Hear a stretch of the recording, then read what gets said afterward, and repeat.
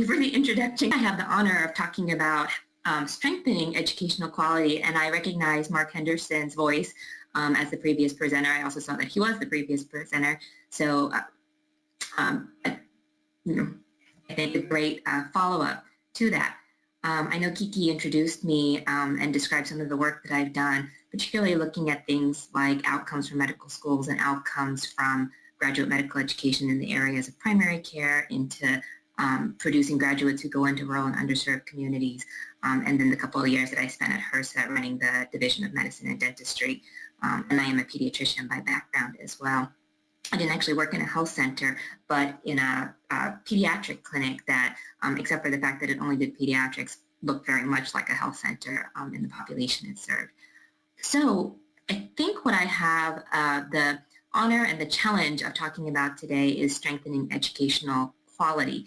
And I am really sorry that I couldn't be there in person, because as I thought about this and I thought about who is sitting in the room,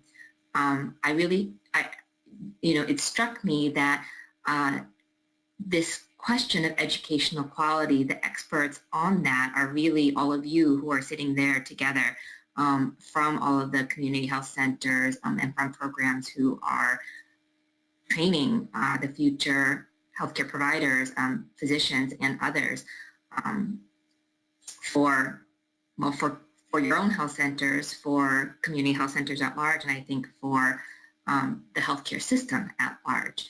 So this idea of strengthening educational quality, I will tell you, when I got this topic from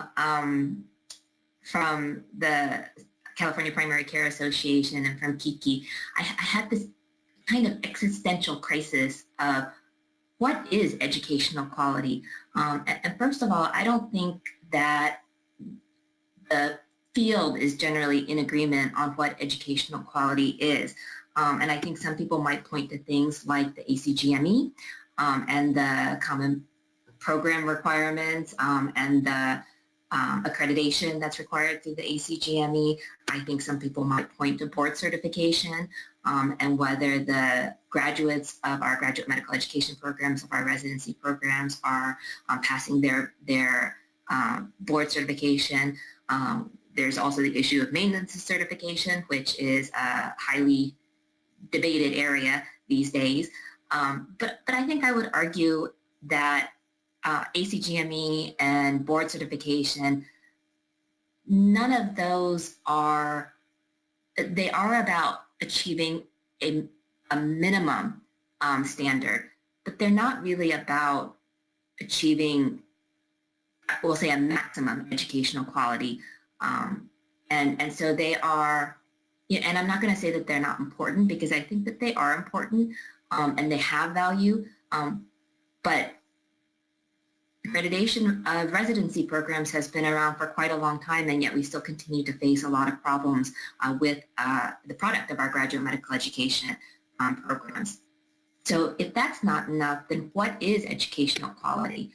And I actually think that the answer lies with all of you and with your health centers, because the answer to that, I think, really lies in what do health centers need from GME? What do you need from the products of GME, which is the in this case, graduate medical education, is the physician graduates. And what do you need them to be able to do in your health centers? And how do you get them to your health centers to be able to address those workforce shortages, your recruitment and retention challenges, those real access issues that you still need a workforce to be able to address? And so, I think about, and again, this is why I wish I was in the room with you, because this would be a perfect area where we could kind of collaboratively come to what is it that you need from GME, and therefore, what does educational quality look like in GME? And these things might look familiar to you, but I would argue that, or maybe summarize that, health center healthcare priorities kind of have been summarized into these buckets of quality, population health, which, let's just say it, access is a critical underlying issue of population health, and being able to provide the necessary services to, the entire population. underlying the population health, this issue of social determinants of health, engagement in social determinants of health. Cost underlies these issues, and providers contribute, and the choices that providers make, we know, contributes to cost efficiency in terms of things like providing the opposite of low value care, or not providing high value care, as well as the ability to transform, organize healthcare systems that are going to reduce cost efficiency, reduce unnecessary emergency room visits, reduce unnecessary hospitalizations, keep people in their communities and in their homes where they really want to be. And then that final, that fourth, and these I will admit, if they look familiar, are the quadruple aims, and the fourth of provider wellness. I always add provider wellness and make sure I include it, because the interesting thing is I think you could really aim for quality population health and cost and forget about provider wellness. But provider wellness is going to affect your recruitment and retention. It's going to ultimately affect your quality, your ability to engage in population health, your cost. And so it's always, I think it's a good thing to keep in those aims. And so what are the things you need from GME to be able to provide high quality care, to be able to address population health and access, to be able to address costs? I would argue that at base, you definitely need people who are clinically competent. You need people who are going to be able to go into the exam room and provide the clinical care necessary to have high quality outcomes, who are practicing in evidence-based ways, who are continuous learners, who are providing care in culturally competent ways.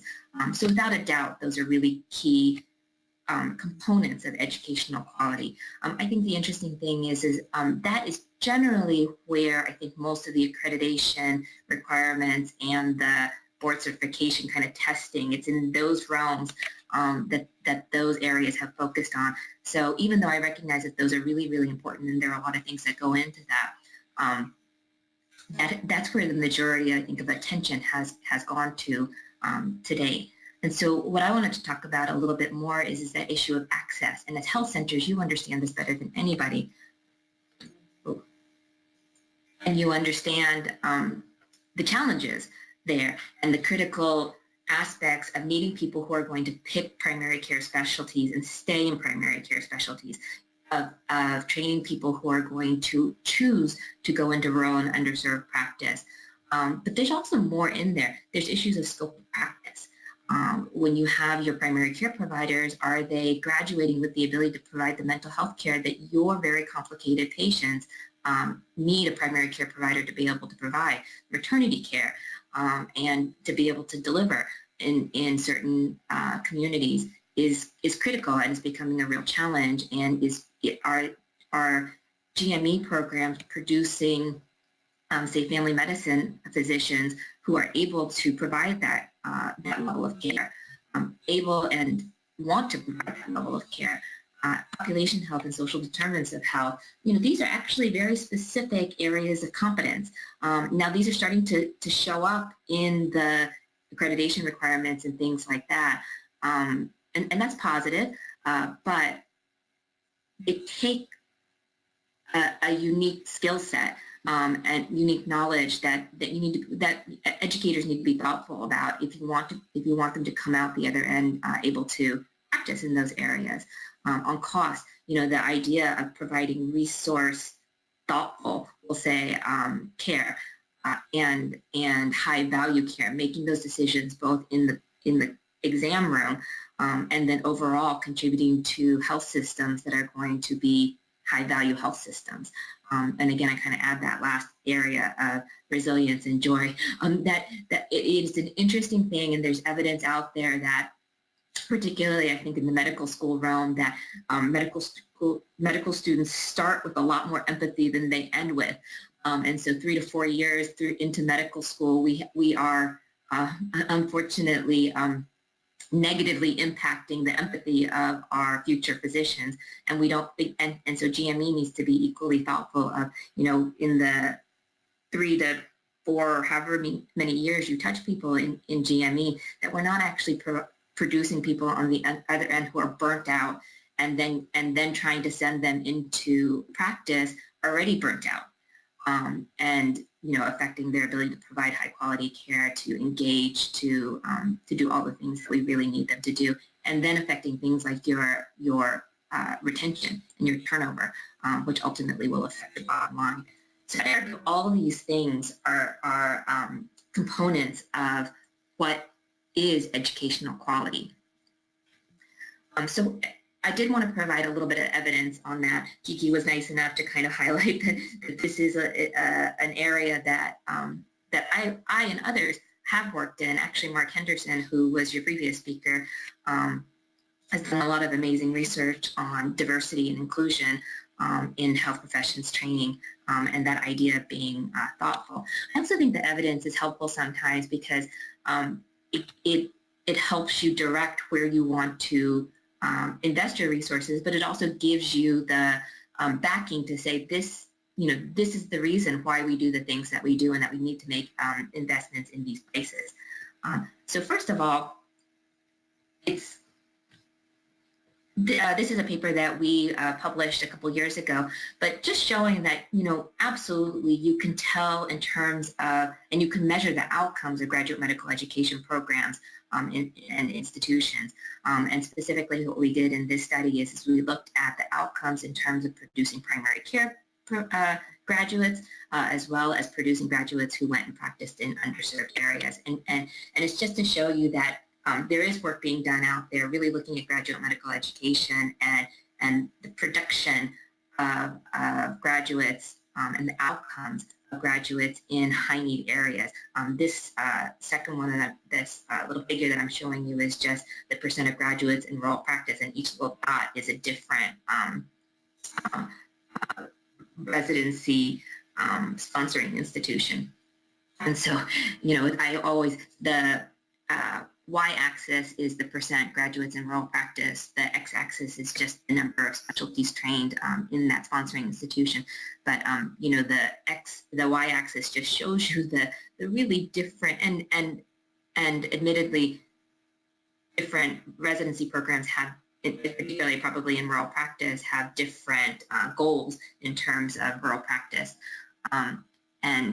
But it's always interesting to see that you can really look and see who are the programs that are addressing this kind of critical workforce need. And if you're a health center sitting in a rural community, this is important to you, and this is going to be important in terms of your ability to recruit, in this case, physicians to practice in your settings, and that underlies whether or not you can provide access and provide service.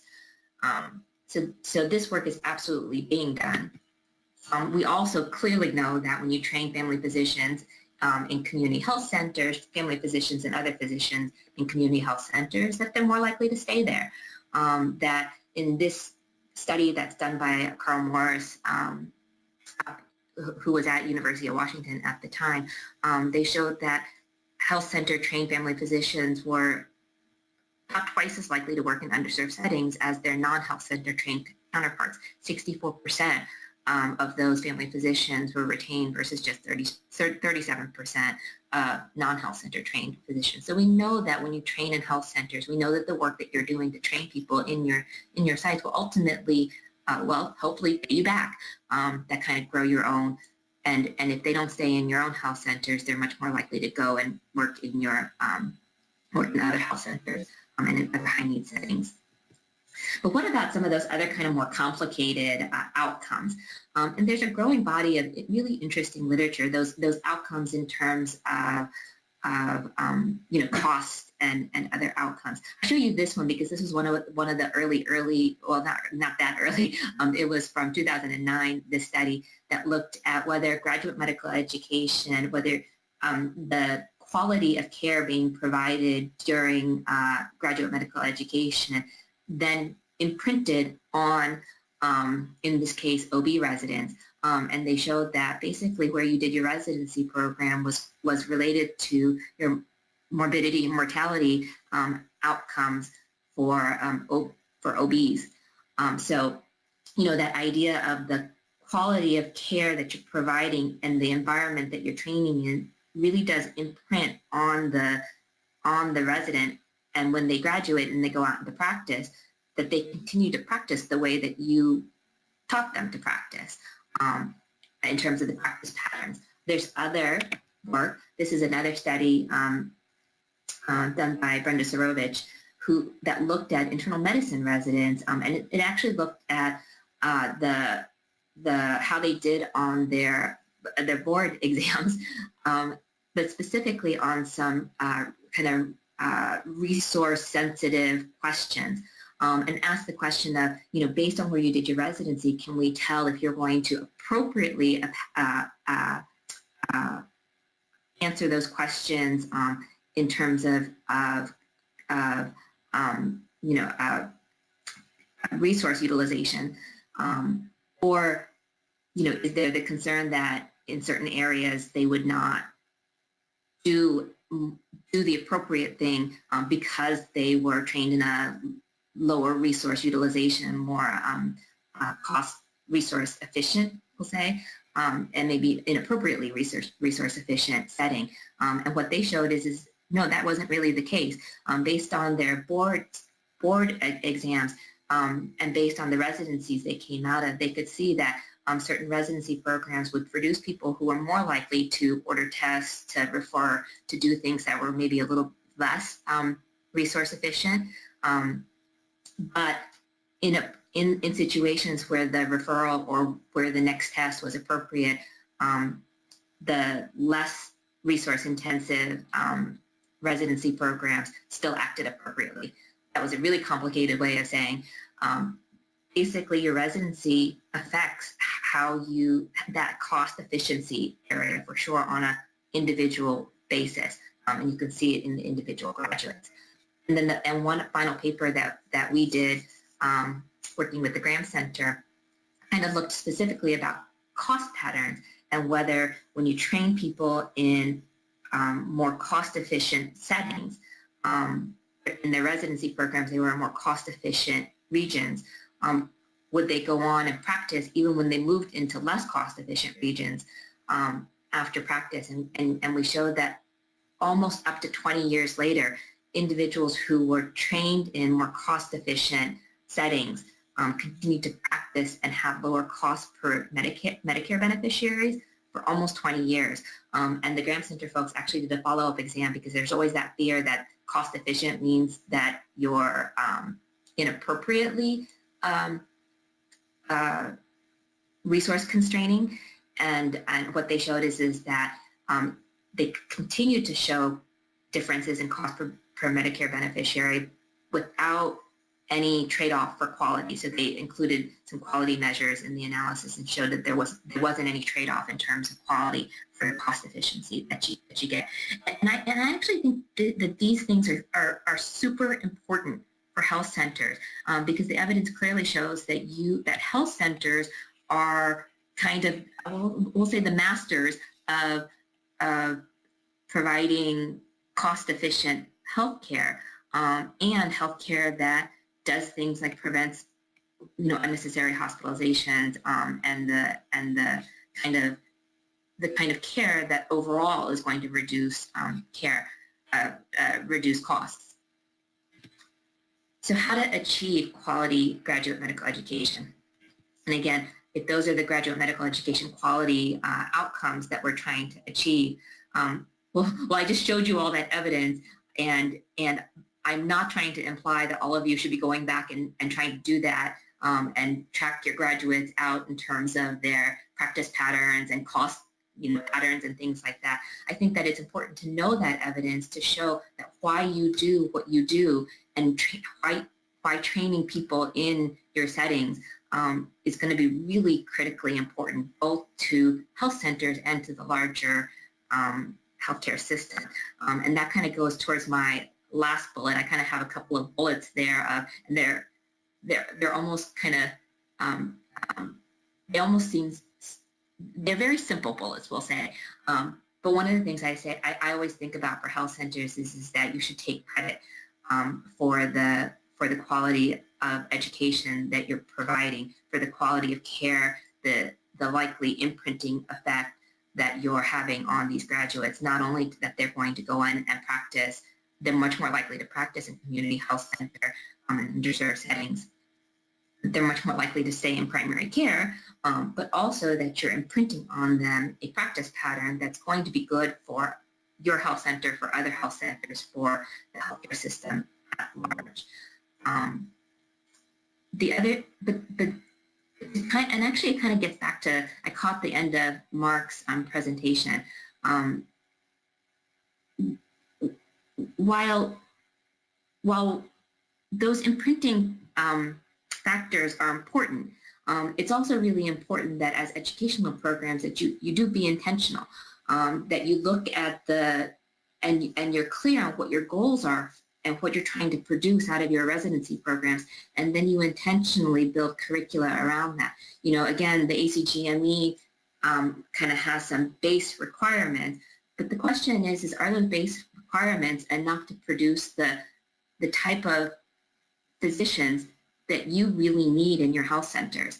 And so to be intentional about things like cultural competence, and cultural competence to be able to take care of high-need, culturally diverse populations that are seen in health centers, that you're intentional about rural, you know, if you're trying to get people to stay in or go to rural communities, that you're very intentional about how you build those rural experiences, the community engagement experiences, that you're intentional about your scope of practice.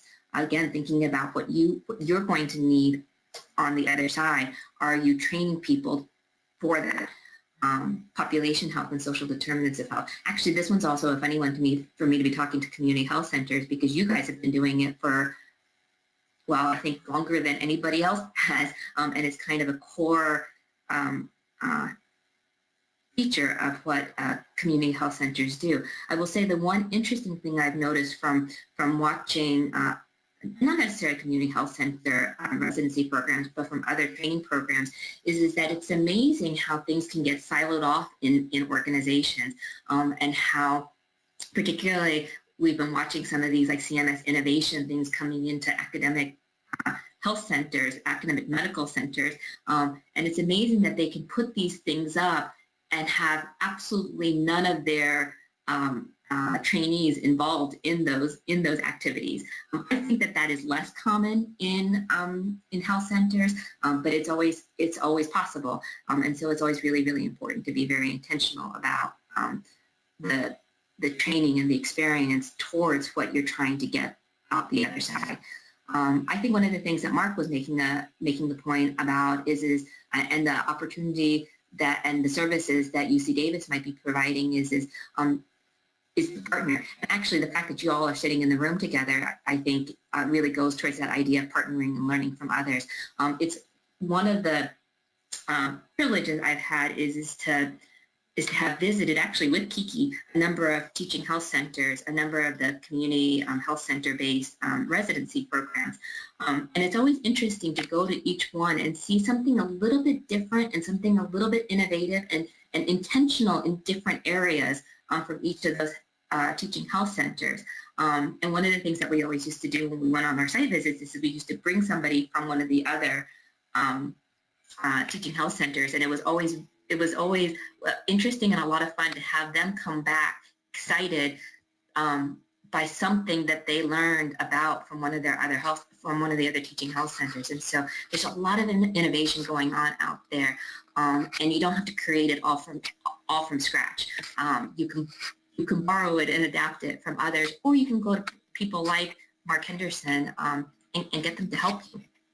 And then I think the final kind of suggestion I have is even though I kind of started this whole thing with all the research of saying, you know, I'm not suggesting that you all go out and do these extensive kind of researchy outcomes tracking, but I think it is important to track your outcomes in terms of following your graduates, knowing who stays in primary care, knowing who's going into rural and underserved practice settings.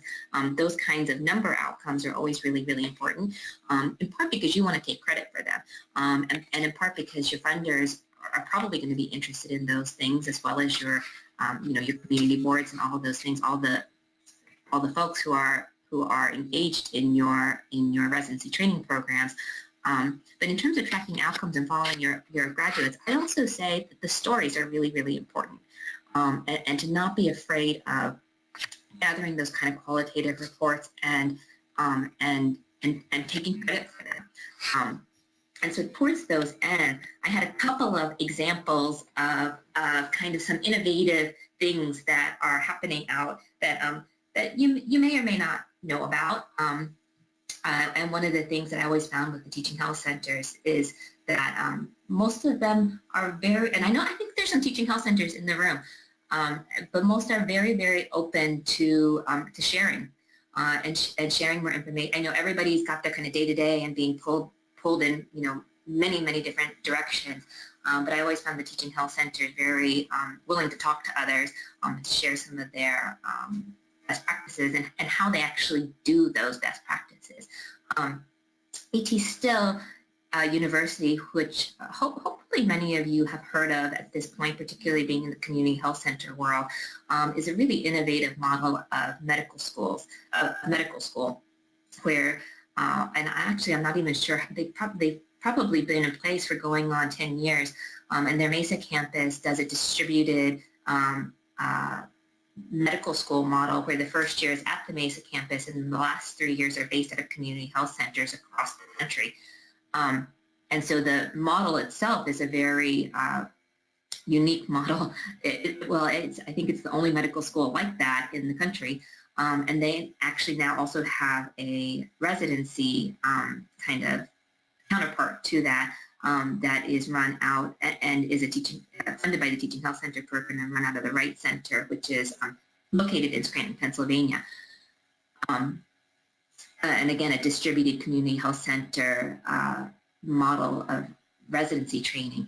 But one of the things that I think that sometimes people don't know about that actually also again relates back to some of the things that Mark was probably talking about in his previous session was their hometown scholars endorsement program, and the idea that they partner with these community health centers, and that the community health centers then there's a relationship there, and one of the things that the community health centers can do is endorse individuals, most likely from their own communities, for medical school admission.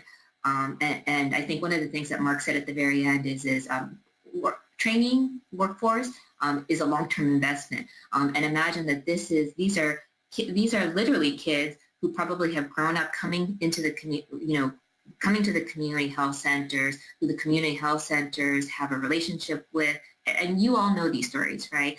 And watched maybe go to college, and then are looking to go to medical school, and that the community health center can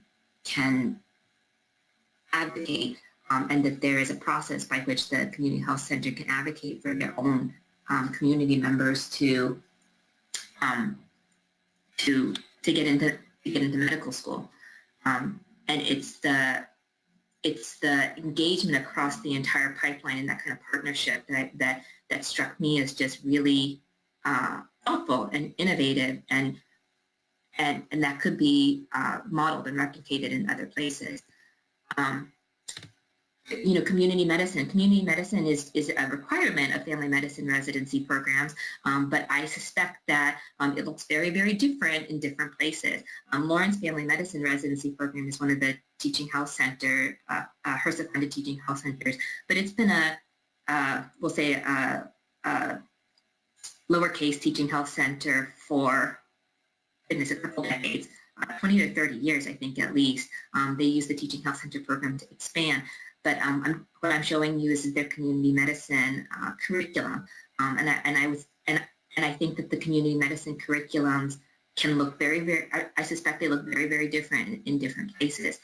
One of the reasons I highlight theirs is because, again, kind of in that pipeline and recruitment space, when we went to go visit Lawrence and sat down with their community board, it really struck me that one of their real community member boards board members talked about their community medicine and their community engagement activities, and talked about how having the residents out in the community really acted as a role model for their community youth, that the community youth could relate much more closely to some of these younger residents, and that they could, and therefore they could see themselves potentially, going to college and going to medical school, and the relationships that kind of develop out of there.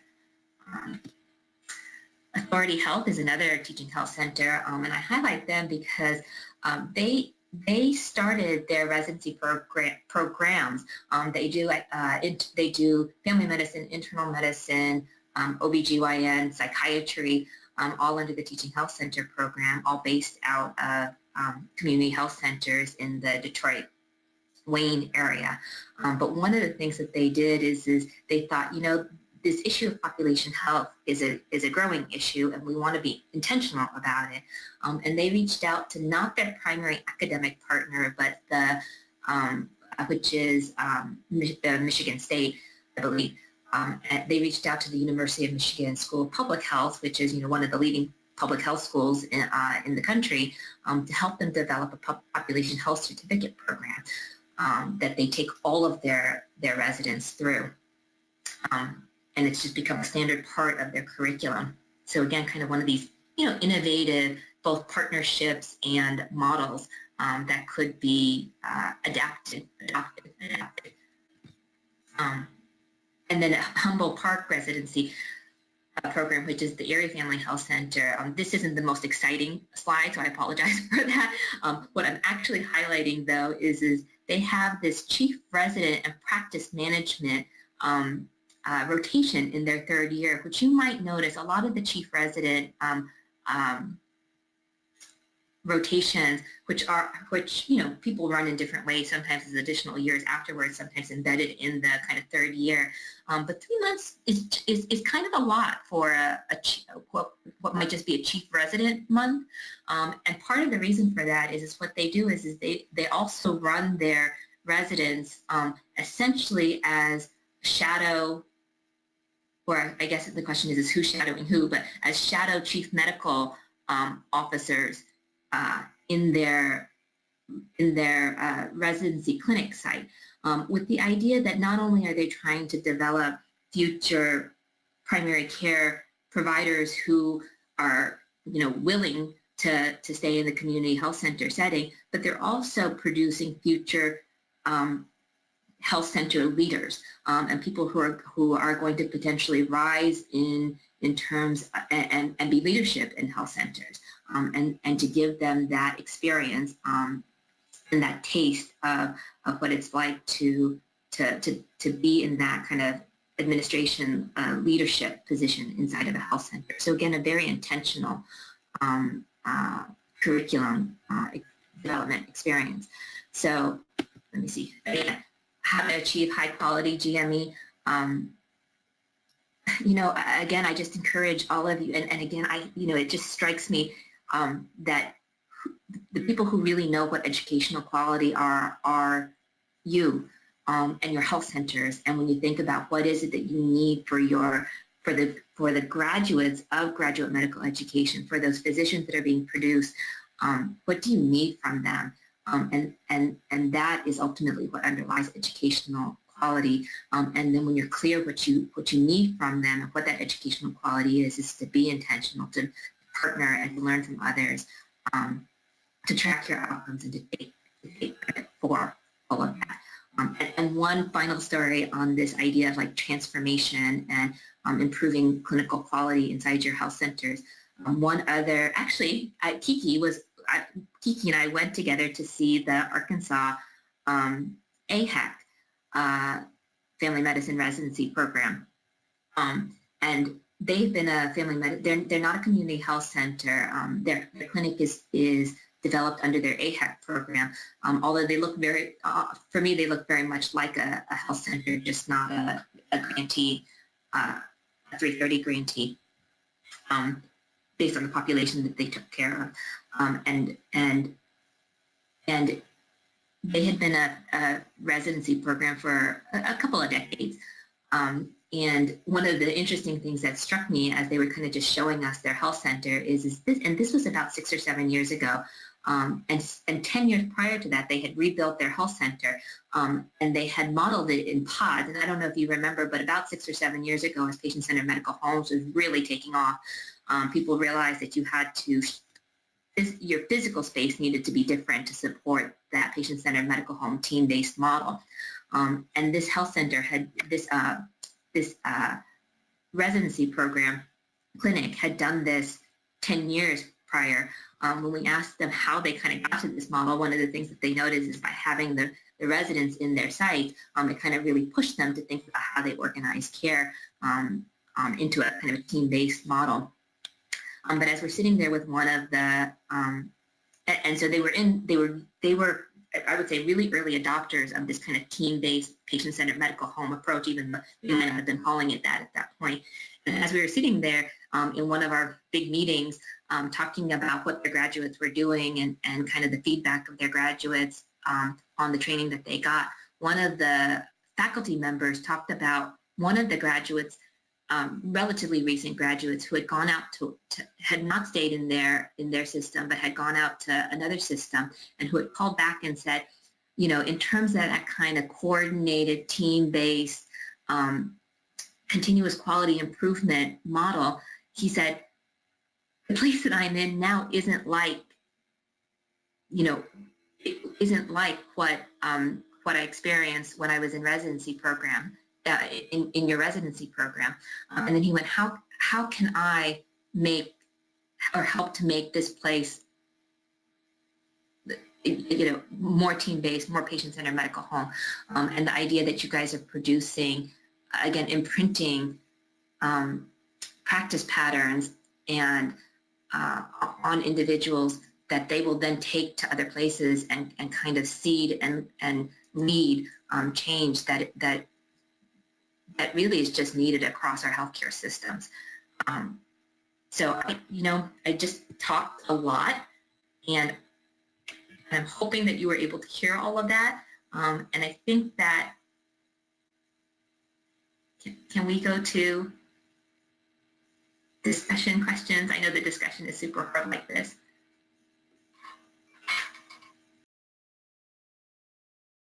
Candace, it's Kiki. Thank you. In the conversation, in your presentation, you referenced the Graham Center, and I don't know how many folks in this room know what that is and know the resources it can provide. So I know you can't see things, but I wanted to ask how many people here know what the Graham Center is? Okay, so Candace, it's pretty much your usual suspects who know.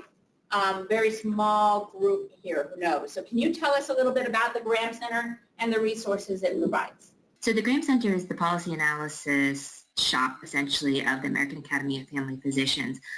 And, you know, a lot of what they do is research, and they've been, and I have had the opportunity to partner with them on a number of the studies that we've done on medical school and graduate medical education outcomes. So they're and they don't just do pipeline, they do a lot of primary care research. So they're a wonderful resource in terms of when you're looking for, and actually it's so funny, I just got an email a couple weeks ago from some folks in Arizona who were saying, hey, we're looking for evidence to be able to support why we want to do, you know, some things around medical education. So they're a wonderful resource in terms of being able to provide evidence to support some of the decisions that you're making, both in terms of when you're trying to make decisions or when you're trying to advocate for, you know, either organizational or state support, and justify why you would want to put, say, resources towards a certain thing, or why you would want funding and resources for certain things. The other thing that maybe some of you might recognize, Health Landscape. The Graham Center has helped to develop Health Landscape, which is a mapping tool to particularly focus on community health centers where you can bring your UDS data to other community, mapped alongside other community aspects of community need and things like that. If you don't know health landscape, it's a great resource, and again, one of those kind of tools where I think sometimes when you're trying to, both understand what's going on in your community as well as show people various policymakers or funders or other kinds of stakeholders why you do what you do or why you want to do what you want to do. Great resources. I know that this is a little tough with me on the phone, and probably I won't be able to hear any of you. But if I could ask you all a question, is that idea of what is educational quality and what is it that your health centers need? What am I missing on the GME quality list? So I have it perfect. No, I'm just kidding.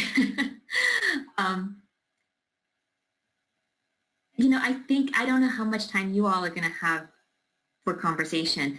One of the things that I learned working with the teaching health centers was how powerful it is when you all come together like this, to be able to come together and say, what is educational quality? What is it that we need from our GME programs? And what are we doing that we can learn from each other? And also, where are the places that we can come together and, either co-develop or share resources or get some economy of scales.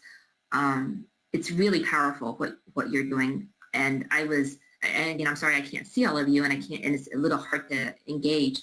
But it was such a great list of people who are coming to this meeting. I think what you're doing is really, really important and really, really potentially powerful. And I know that there's exciting things going on in terms of California investments in graduate medical education. Well, I just want to say thank you for giving me a chance to, we'll try out these GME quality outcomes on you. Again, I think what's going on in California and what you all are doing and your engagement in this area is just so critically important.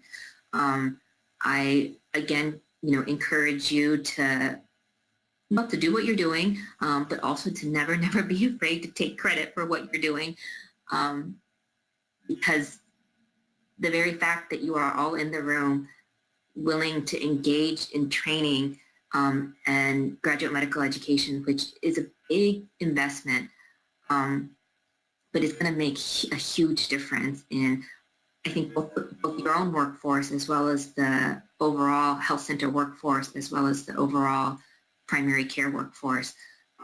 So I hope you have a very good rest of your meeting, and I hope I get to hear what comes out of this meeting, and just look forward to see what all of you are going to do in California with your own programs. So thank you, and I almost want to say good luck, but it's not luck. It's all of your hard work that's going to make the difference. So thank you. Natalie?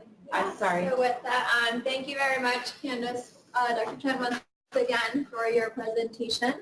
If folks have any questions similar to the last presenter, her email is in your speaker list. We're going to enter a 10-minute break. So feel free to grab some more food, more coffee. The restrooms are just down this hall to the right.